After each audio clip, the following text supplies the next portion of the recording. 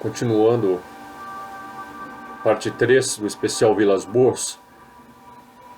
Estava falando que o João Martins, ele que ficou com tanto recato para publicar o caso Vilas Boas, né? Mas ele já tinha participado da fraude do caso da Barra Tijuca, né? Que inaugurou a ufologia no Brasil, no caso 52, ele e o Ed Keffel, e muita gente acreditou no caso durante muito tempo. Tem gente que acredita até hoje, né, a veracidade desse caso, e que já está mais do que comprovado, né, até porque várias pessoas que trabalharam junto com o Keffel e o João Martins na redação do Cruzeiro ao longo dos anos foi contando, né, que viram na época, ficaram sabendo, e foi uma armação mesmo, foi uma armação total ali dos diários associados. A revista Cruzeiro era uma revista que vendia aí mais de 1 milhão de exemplares por mês, isso num país de 50 milhões de habitantes dos anos 50, né? O Brasil tinha 50 milhões de habitantes, uma revista que vendia 1 milhão de exemplares, e precisava toda semana criar aí, né? Criar algo para manter as vendagens, né? Então, eu acho que naquele período, de maio de 52, eles precisavam criar algo, uma notícia assim bombástica, esplendorosa, né? Então, o João Martins, com a criatividade imensa dele, e o Keffel, eles inventaram todo o caso da Barra de Tijuca, né? Provavelmente eram modelos que eles arremessaram para o ar, usaram dupla exposição. O Ed Keffel era um especialista em fotografia, então ele dominava as técnicas, né, de fotografia, e certamente ali tem vários indícios de dupla exposição, né, nas fotos.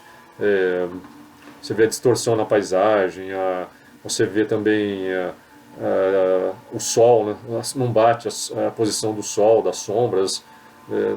Quer dizer, uma foto assim, são fotos muito, muito fraudulentas, né? Apesar da Força Aérea ter poucos dias depois ido ao local, tirado umas fotos, né? Depois eles acharam que até podia ser real. Também vocês veem como é que é fácil enganar, né? Até mesmo os militares. Então, o caso da Barra da Tijuca é totalmente fraudulento, né?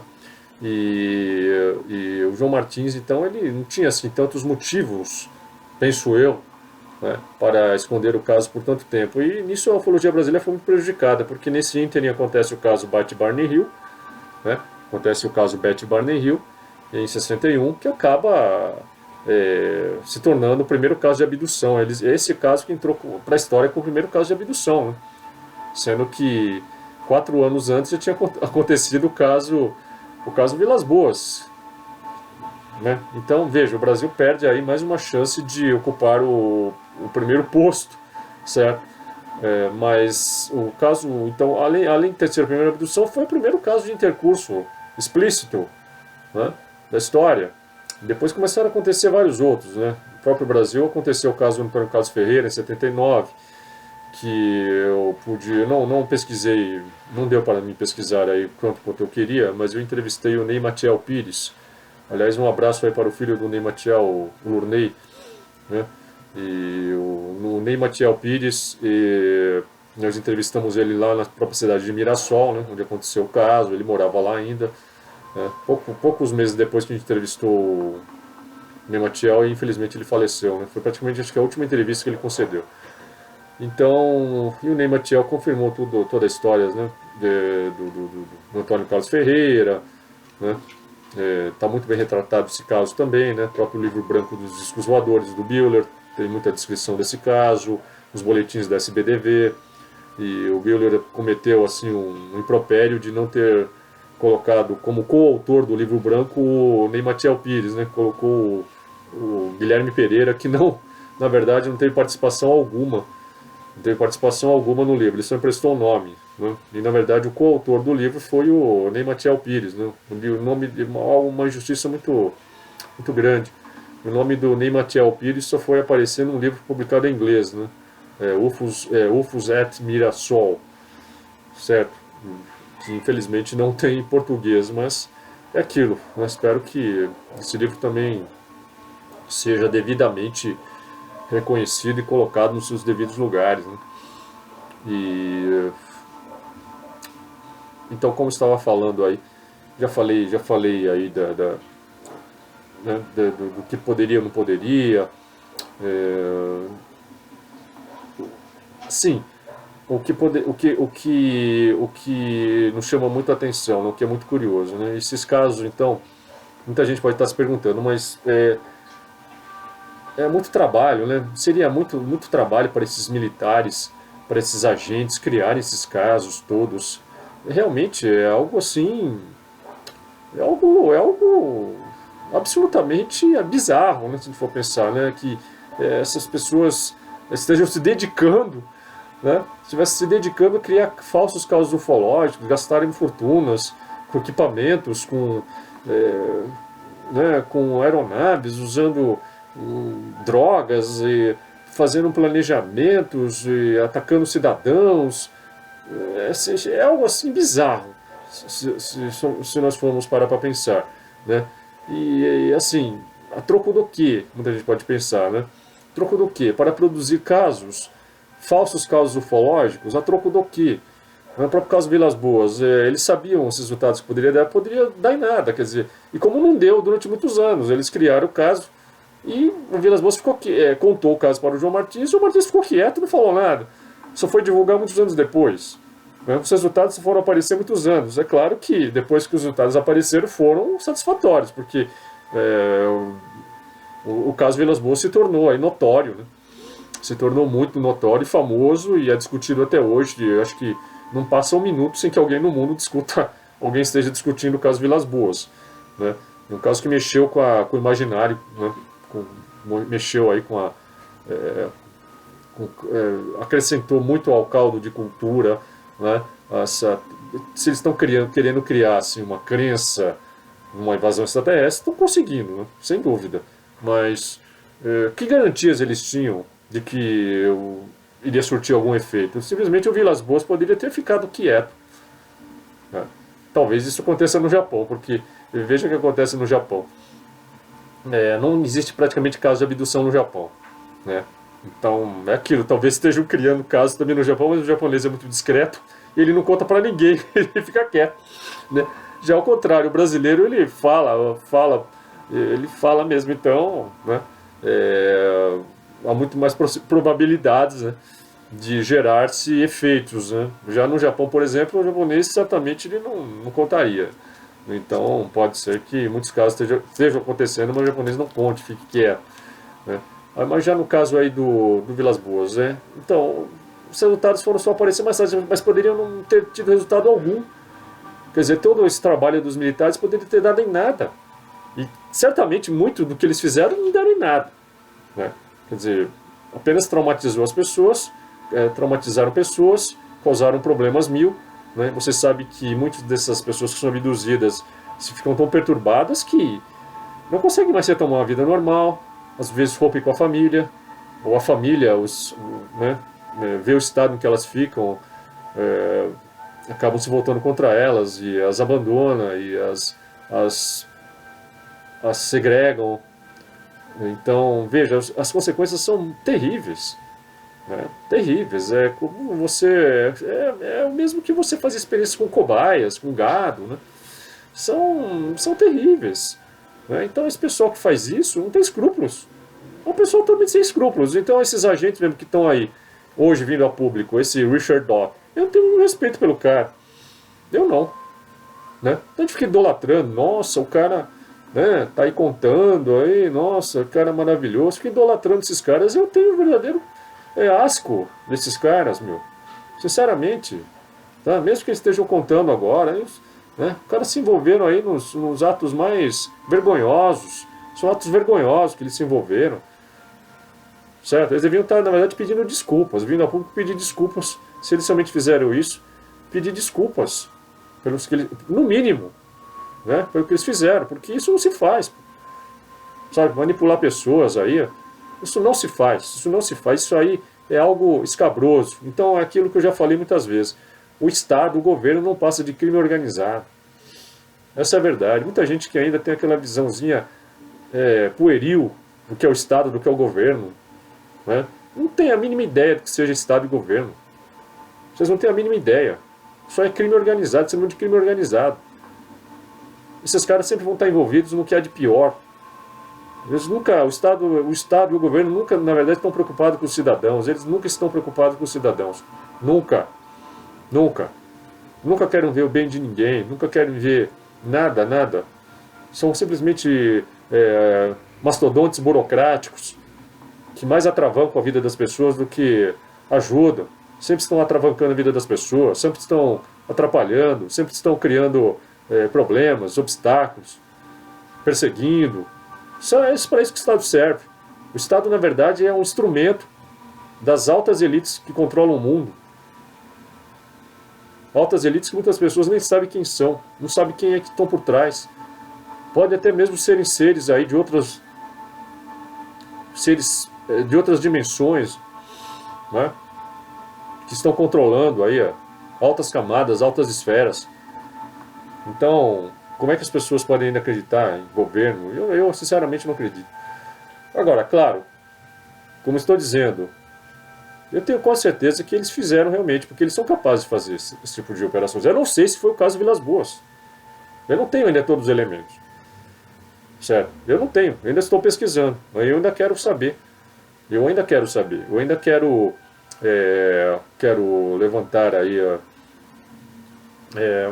Preciso ainda levantar muitos dados e para ter uma certeza razoável a respeito do que aconteceu. Né?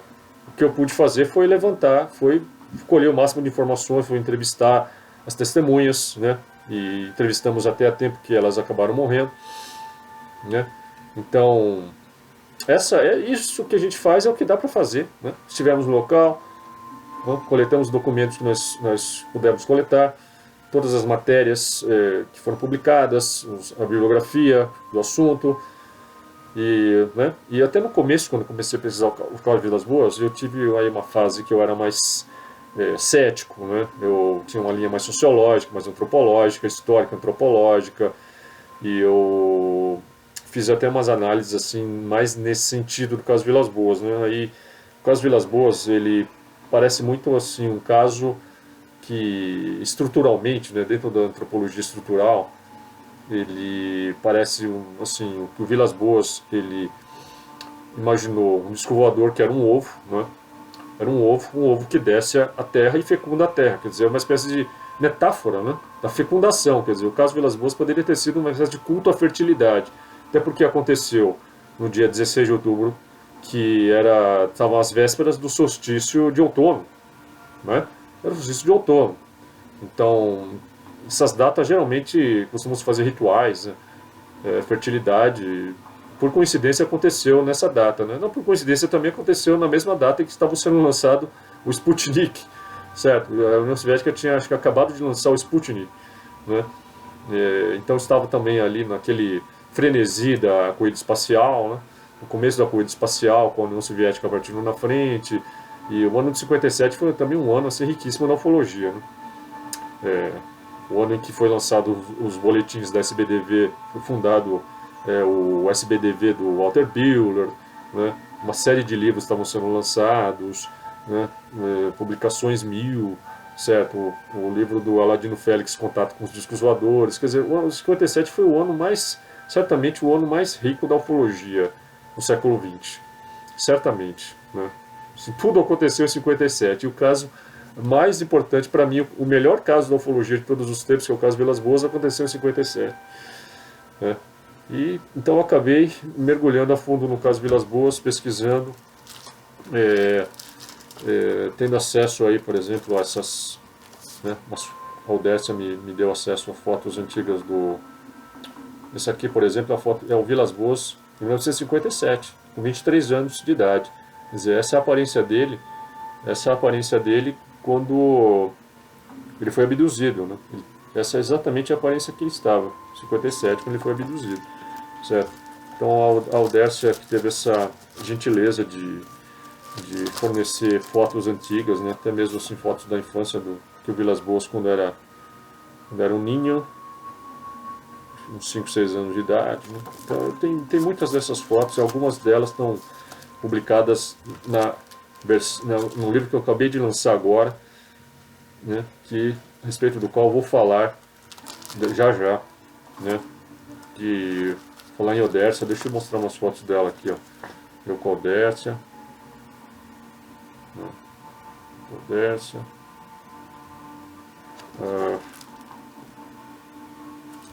Pegar aqui uma foto também do... Nós tiramos todos juntos. Eu, Pablo e Odécia. Né? Quem tirou a foto foi até um garoto que estava ali na...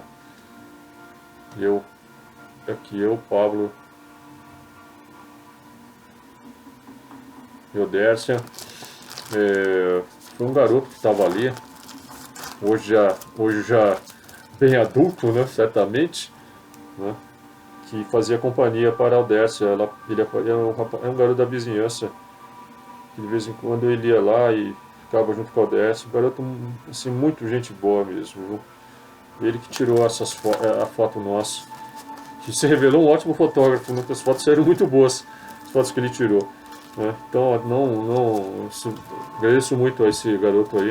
Eu nem me lembro o nome dele. Nós entrevistamos também o José Batista Nunes, né, que é chamado de Nenê Batista, um dos moradores mais antigos lá tinha quase 90 anos de idade, 89 anos que nós entrevistamos, né. Ele e a Maria Marras, um casal assim um dos casais mais antigos ali da São Francisco de Sales, que nos contaram histórias e mais histórias, né. Acho que essa foto está um pouco escura. Está aqui o casal Nenê Batista e Maria Marras, né? Nos contaram histórias e mais histórias a respeito de assombrações. Eles também conheceram Vilas Boas. E foi ter podido entrevistar essas pessoas foi assim, foi maravilhoso, né? São momentos que nunca mais se repetirão, né? E nós estivemos depois, passamos em Iturama, onde tinha acontecido um caso de abdução. E eu estou até hoje para escrever a respeito desse caso. Estou cheio de fotos aqui do caso de Iturama. Entrevistei o casal que foi abduzido com carro e tudo, né? Um caso que lembra muito o caso lá aquele caso da Bianca e do Hermínio Reis, né? Um caso muito parecido, sabe?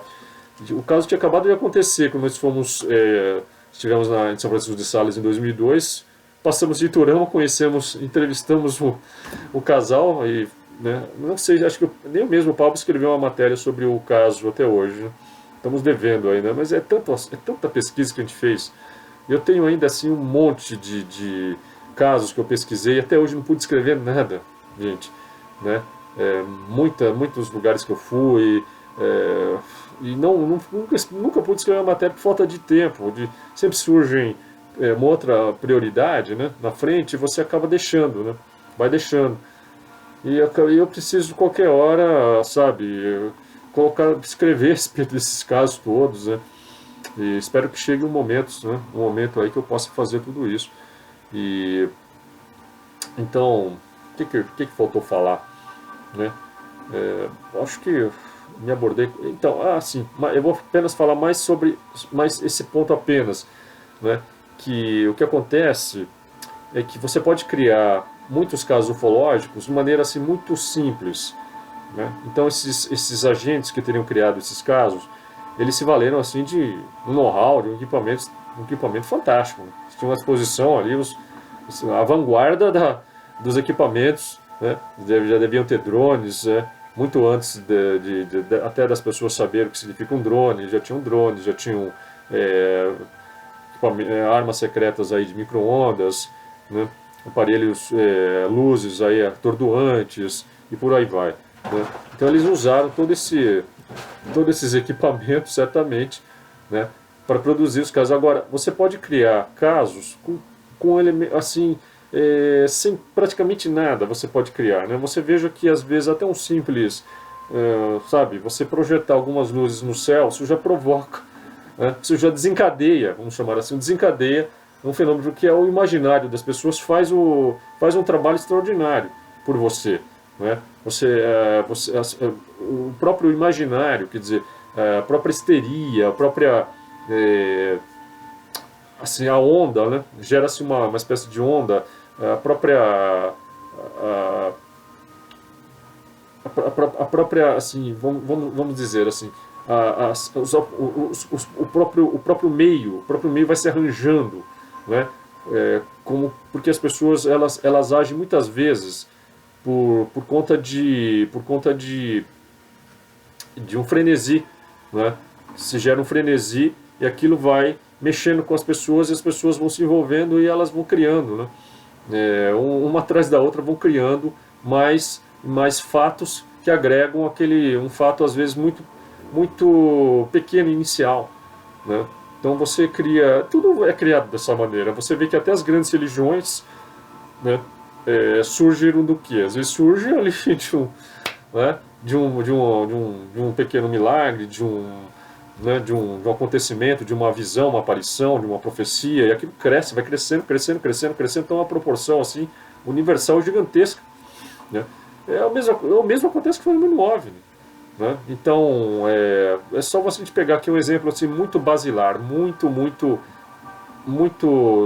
simples. É o caso que aconteceu em 38 com Orson Welles, quando ele fez a transmissão da Guerra dos Mundos pela RKO, no dia 30 de outubro de 38, ali no Halloween de 38, né, às vésperas da Primeira Guerra Mundial, faltando poucos meses para a Primeira Guerra Mundial, havia todo um medo, né, no ar, então ele aproveitou aquele medo, aquela tensão de uma eclosão de uma Segunda Guerra, né, que realmente foi acontecer. Foi uma espécie de prenúncio até da invasão hitlerista, né? Quer dizer, a invasão dos marcianos do Orson Welles foi um prenúncio da invasão hitlerista da Europa, né? Então, veja que o Orson Welles ele levou o pânico aos Estados Unidos, ele levou a população quase que, assim, praticamente, acho que né, se calcula aí, acho que é metade da população americana, algo assim, né? Entrou em pânico, acreditando realmente que estava havendo uma invasão extraterrestre. E o Orson Welles fez isso com o quê? Apenas com a voz, né? Nem imagem, que era rádio. Por rádio, era rádio. O rádio era o grande meio de comunicação na época, não havia televisão. Só havia rádio, jornais, revistas, né? E o rádio era o grande meio de comunicação da época. Era a era de ouro do rádio. E o Orson Welles usou, então, esse instrumento, né? Levou ao máximo dos estertores, certo? E ele levou ao máximo dos estertores e, na verdade, nem fez grande esforço, porque ele até mesmo durante as transmissões da radionovelização, ele chegava a dizer, olha, isso aqui é apenas uma adaptação da novela de H.G. Wells. As pessoas não prestavam nem atenção. Não prestavam nem atenção a isso. Quer dizer, tocava ali a orquestra, de repente aí entrava a narração, né? Só que ele fez daquela maneira, ele fez assim, como se estivesse transmitindo uma notícia, né? Ele fez como se fosse transmitir uma notícia. Ele tocava uma música, de repente entrava como se fosse um boletim. Aqui um boletim, o repórter tal está aqui, está em tal lugar, ele está presenciando o pouso de mais uma nave, e ele está vendo agora um marciano desembarcar, está vendo a nave desembarcar, e ele está vendo um ataque, nossa, ele matou várias pessoas, e se dramatizava aquilo. As pessoas ouviam aquilo e acreditavam piamente que estava havendo uma invasão. E bastou essa sugestão, né, radiofônica para que se gerasse o pânico nos Estados Unidos, um caos tremendo nos Estados Unidos, e pessoas que ficaram até meses escondidas, né, meses escondidas, achando ainda que os marcianos corriam o risco das pessoas serem mortas pelos marcianos. Pessoas ficaram meses escondidas, né. Teve um monte de mulheres, né, que foram às delegacias se queixarem de que tinham sido violentadas por extraterrestres por causa dessa radionovelização. Um monte de gente também testemunhou e foi à polícia e tal, às delegacias, e jurou de pé junto que tinham visto os próprios extraterrestres, certo? Então, você pode desencadear um caso gigantesco a partir de simples sugestões, né? Eu lembro que na época do caso do ET de Varginha, eu escrevi um artigo, né, falando sobre levantando a teoria do boato, né, falando que poderia ter sido criado por um boato inicial, né, e depois teve um outro autor que escreveu um artigo na UFO e que ele sugeriu que o caso Varginha poderia ter sido criado da seguinte forma: não que tivesse sido assim, e também não que eu falei, que eu sugeri na teoria do boato também correspondesse ao que aconteceu. Até porque eu dou todo o crédito aqui o relato das meninas lá, né? Tenho nenhum motivo para duvidar do relato delas, só que o que elas podem ter visto, né, Então seria algo que talvez quisesse que elas vissem, né? E elas acabaram vendo exatamente aquilo que eles quiseram que elas vissem, certo? Então, esse sujeito escreveu um artigo, né, na UF que ninguém prestou atenção, acho que só eu que prestei atenção no artigo dele, em que ele fala que ele sugeriu que o caso poderia ser criado da seguinte forma, que como estava na época do lançamento do filme Independence Day, no filme Independence Day, né, era bem na época, foi começo de 96, né, e vamos lembrar também que na época era o auge do seriado Arquivo X. No caso Varginha lembra muito alguns episódios do Arquivo X, eu até citei isso no meu artigo, né, aquele episódio EBE do Arquivo X, né, tem alguns elementos que fizeram parte do caso ET de Varginha, e tem outros episódios também que acabaram sendo incorporados ao caso ET de Varginha, né. E o Arquivo X estava no auge, era o auge da série Arquivo X, né.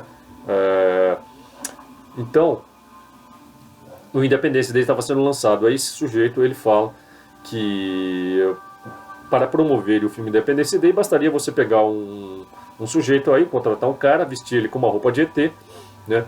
E esse ET não poderia ser assim nem muito bonito, nem muito feio, quer dizer, ficaria no meio termo, né? Nem muito assustador para não assustar as pessoas também, e também não muito parecido com o humano, que aí nem parecia um ET. Então eles criaram um meio termo, esse meio termo era exatamente o ET de Varginha, tá certo? Então teriam vestido um cara aí com uma roupa de ET, feito com que ele saísse na rua, assim, aleatoriamente. Por acaso ele foi visto no terreno baldio. E essa notícia, a partir de uma simples visão dessa, essa notícia se espalha, né, e gera o que gerou. Aí um monte de gente, isso já sai na imprensa, os ufólogos, e uma outra coincidência extraordinária também, né? O caso Varginha acontece justamente na cidade onde estavam morando os ufólogos. É bastante coincidência, não? Vocês não acham? É muita coincidência, né? Quer dizer, no mesmo bairro lá moravam os ufólogos, né? Né? Então, se alguém tivesse querendo criar um caso, nada um lugar mais ideal do que Varginha, né? Havia até os ufólogos que iriam acabar, inevitavelmente, pesquisando e corroborando o caso, né? Então, era todo um cenário pronto praticamente. Bastou então um estopim inicial, né? A partir desse estopim aí toda a imprensa faz um alarde, viram, né? E por causa de todo o clima que havia na época, né? de Arquivo X, e havia todo também um clima já de nova era na época, estávamos às vésperas do milênio, do ano 2000, né? Vocês lembram que estávamos também no auge lá dos anjos, né? Da nova era todo dia, era a Mônica Bonfilho, era o Dr. Fritz também, né, operando, era um monte de esotérico, todo dia na televisão, todos os programas era esotérico, era astrólogo, era angelólogo, profeta, líderes de seitas e tudo, gente, sabe, pessoas teosofistas, e desenterraram todo aquele pessoal, né, todo o pessoal aí e da nova era. Então era um auge, né? Então isso, o caso Varginha acontece no meio todo esse caldo de cultura, né? Então bastou aí um estopim inicial e começar, e automaticamente você cria um fenômeno incontrolável, né? Aí já começa a pulular um monte de gente que fala, eu também vi, eu vi os bombeiros, eu vi a polícia, eu vi militares na rua, eu vi isso, eu vi aquilo, eu também vi disco voador, etc, etc. Cada um começa a contar uma história e vai aumentando, aumentando, aumentando. Não para de aumentar, como até hoje. Até hoje que surge aí testemunhas, né? Todo dia alguma testemunha do caso Varginha, né? Não para de acontecer. É um mito, né? É um mito. É mais ou menos parecido com aquele mito dos anos 50 lá do Brasil, né? Da Copa de 50, né? Um monte de gente, quase todo mundo falou que estava no estádio, lá no Maracanã, naquele fatídico dia... do dia que o Brasil perdeu a Copa para o Uruguai de 2-1, né? Se for calcular, né, a quantidade de pessoas que falavam que estavam naquele jogo lá, o Maracanã estava com 500 mil pessoas. 500 mil pessoas lá dentro. Então, é assim que se cria um mito, né? Assim, dessa maneira. Então não é nada difícil você criar falsos casos ufológicos, né? E ainda mais se você tiver esses equipamentos todos que essas agências possuem. Poxa, né? Então é por isso que também não será nada difícil você engendrar uma falsa invasão extraterrestre, né? Não será nada difícil, né? Eles já têm tudo pronto na mão, já realizaram todos os testes, as experiências, né? Então eles já sabem exatamente como fazer, aonde fazer, de que maneira. Então estejamos preparados para o que possa vir. Agora, acho que eu já falei praticamente tudo, porque outras informações, outros dados estão nos livros, né? Tanto no meu primeiro livro, sobre o caso Vilas Boas e outros contatos sexuais, né? Teve o título aí de Casos de Abduções Alienígenas com Relações Sexuais, 50 Tons de Grace, 2007, publicado pela Biblioteca UFO, né? 50 Tons de Grace.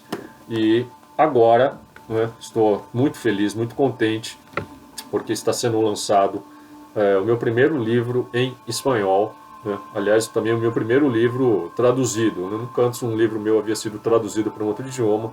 Esse é o meu primeiro livro traduzido para um outro idioma, no caso o espanhol, né? Que recebeu o título de Encuentros Cercanos de Todos Tipos. No caso Vilas Boas e outras abducciones íntimas. Esse é o título em espanhol de 50 Tons de Grace, sendo que este livro ele tem um capítulo que não tem 50 Tons de Grace, que é justamente o capítulo em que eu falo aí do Richard Dott, do Nedeljkovic, e desse alegado envolvimento da CIA, do MK Ultra, o caso Vilas Boas. Eu analiso assim em detalhes totais neste capítulo, né? Neste capítulo que está neste livro, que eu tenho que fazer agora vários agradecimentos, porque não fosse o Luiz Ruiz Noguês, que é um dos maiores ufólogos, pesquisadores, certamente aí do mundo, né? E ele é um mexicano e é um cético, ele dá uma linha cética, certo? E ele tem um blog chamado Marcianitos Verdes, está aqui na descrição. E é um dos blogs assim, mais ricos em informações que você possa encontrar, né? Apesar dele ser de uma linha cética e ser um debunker, né? Muitas vezes um debunker, ele faz umas análises assim irretocáveis, né? Muita análise boa, quer dizer, as pessoas também não podem ficar rotulando e falar, não vou, quero saber de sujeito porque é cético. Eu, por exemplo, leio tudo, né? Todos os linhas e tendências, né? E até mesmo também nos céticos também. E o Noguês é de uma linha cética, mais sociocultural, mais antropológica, né? É uma linha que eu já, por algum tempo, eu escrevi muitos artigos dentro dessa linha, né? Eu já tenho muitas saudades, viu? Porque você, você está dentro dessa linha gera muito menos polêmicas e muito menos problemas, né? E as análises são mais do tipo acadêmicas, certo? E eu tenho que agradecer muito ao Noguês, porque foi o Noguês que se predispôs a traduzir os 50 Tons de Grace, né? E não foi fácil, né? Porque tem muitos termos tipicamente brasileiros, né? Linguagem, né? Ele teve que adaptar o espanhol, realmente não foi brincadeira, né? E tanto que esse trabalho levou alguns anos, né? Já tem alguns anos que ele começou com esse projeto de me ajudar a publicar o livro em espanhol, né? Então ele primeiro traduziu e aí ele fez com que o editor que também é um grande pesquisador, né? O escritor também, ufólogo, Diego Zúñiga, Diego Zúñiga, que resolveu publicar o livro pela editora dele, a Coliseu Sentosa. Coliseu Sentosa. Então, Diego Zúñiga, só tenho a agradecer, muitas graças. Eu tenho que agradecê-lo muito mesmo, sou muito grato de coração aí por você ter abraçado aqui o livro e feito essa edição tão caprichada, né? Tá muito caprichada a edição. Quase 400 páginas, vocês veem que é um livro que é até maior, né, que o 50 Tons, né, e que parece até maior, mais largo, né? Apesar de 50 Tons ter mais páginas, tem 400 páginas, né? Esse aqui tem quase 400, né? Porque ele é maior, ele é um pouco maior, né? E a diagramação está excelente, né? A diagramação, a distribuição das fotos, das figuras, né? tá uma maravilha, tá ótimo, certo? Tá um livro muito bem feito, tá muito caprichado, né? A portada, a capa foi feita pela, também vou agradecer aqui, né? É, pela Cristina Gonzalez, muitas graças pela capa, né? Uma bela arte que você fez, certo? O livro está realmente muito bonito. Então,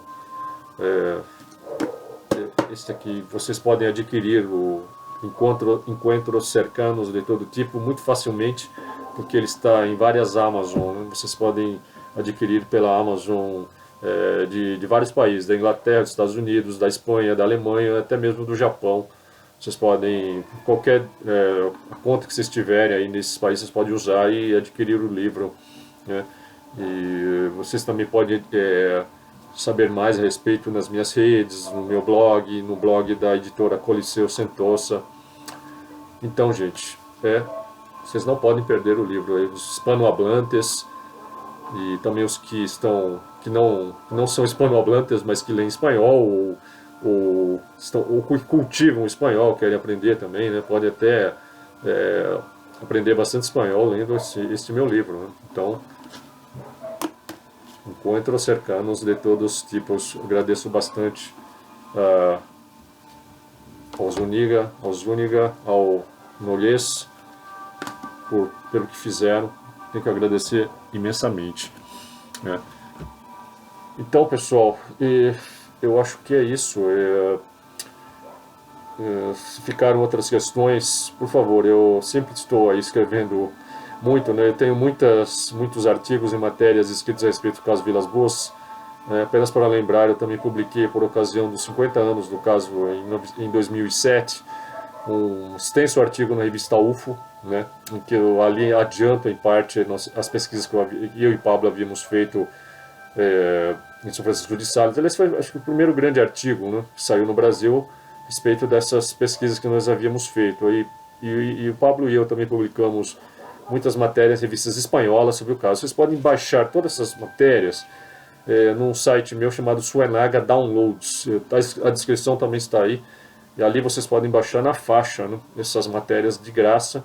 Vocês podem baixar também uma série de outros trabalhos de minha autoria nesse Suenaga Downloads, né? Podem baixar muito lá, minha tese, projetos meus, fotos. Tem muito material ali, né? E tudo na faixa, certo? Mas então é isso, gente. E no canal aqui tem várias entrevistas que eu já coloquei, né? Da Aldersa, coloquei do José, coloquei do João Neto. Mas ainda preciso colocar, eu só coloquei uma parte ínfima, né? Dessas entrevistas. Eu pretendo colocar futuramente, assim que for possível, todas as outras entrevistas no canal, né? Que é um material que eu considero assim principalmente para os pesquisadores, né? Pesquisadores servir até como fonte, como matéria-prima, né? Que eu penso que outros estudiosos devem continuar pesquisas, né? Sem dúvida nenhuma, né? Como o próprio Rodrigo Moura Visoni tem feito, o Rodrigo Moura Visoni, que é da revista OVNI Pesquisa, e com o qual eu troco já ideias, conhecimentos, informações de algum tempo, que aliás ele começou a trocar informações justamente por causa do caso Vilas Boas, né? Então ele até me escreveu a respeito dessa versão aí do DOT, do Nedeljkovic, né? Perguntando se eu conhecia e tal, essa versão, né? E então ao Rodrigo também um abraço aí, valeu por toda a ajuda. Ele já descobriu muitas informações, desencavou muitas informações sobre o caso Vilas Boas. Ele descobriu aí onde o Vilas Boas estudou, onde se formou advogado, né? Onde ele descobriu, que mais? Ele descobriu outros dados mais aí, né?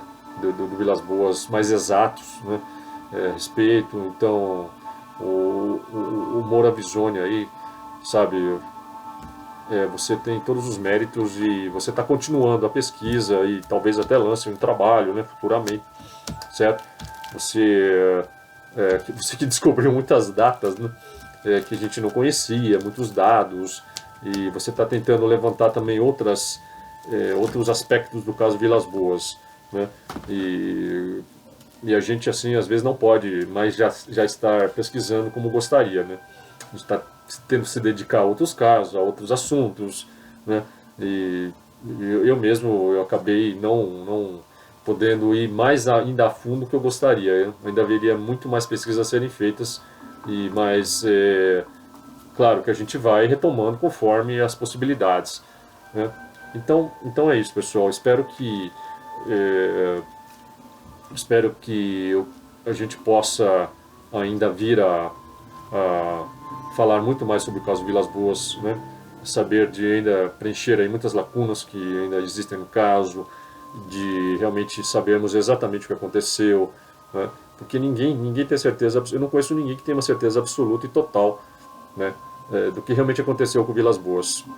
Então a gente ainda tem que saber, né, pesquisar e saber então, mas tudo que a gente pôde apurar está aí nos nossos trabalhos, né, está no livro, então vocês, por favor, não deixem de prestigiar aqui o último livro, que não traz apenas o caso Vilas Boas, certo?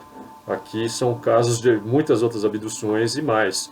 Eu faço análises aqui mitológicas também, né? Faço análises na linha do Jacques Vallée, né? Uma análise relacionando esses casos todos de abduções com toda a mitologia, né? E vocês sabem muito bem que intercursos entre seres sobrenaturais, seres divinos, algo que está já nas mais antigas escrituras e até mesmo na Bíblia, né? Está nas epopeias de Gilgamesh, está, né, que antecede a própria Bíblia, está na Bíblia e, por exemplo, naquelas passagens que falam que os filhos dos deuses, né, se apaixonaram pelas filhas dos homens e geraram filhos, né?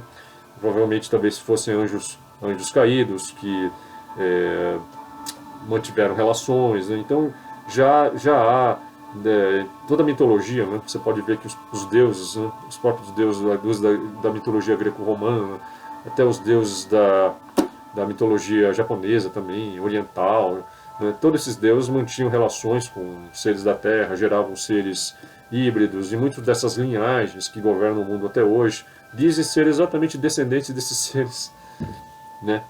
Dessas linhagens aí de seres que desceram do céu. Por isso que são os nobres, né? Por isso que eles dizem que tem sangue azul, são nobres e têm o privilégio de nos... E eles têm a prerrogativa de nos governar e de nos controlar. Não é gozado, gente? Tudo isso para a gente meditar, né?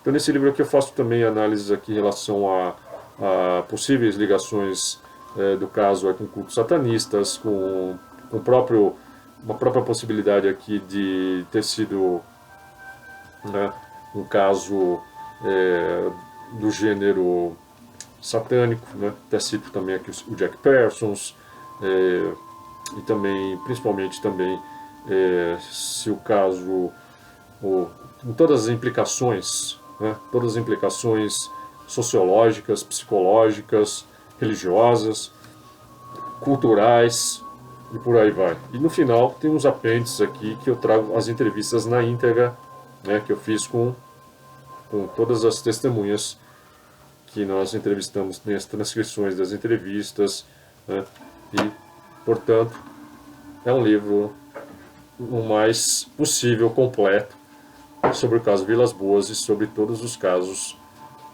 de abduções íntimas na história. Então, obrigado a todos e até a próxima.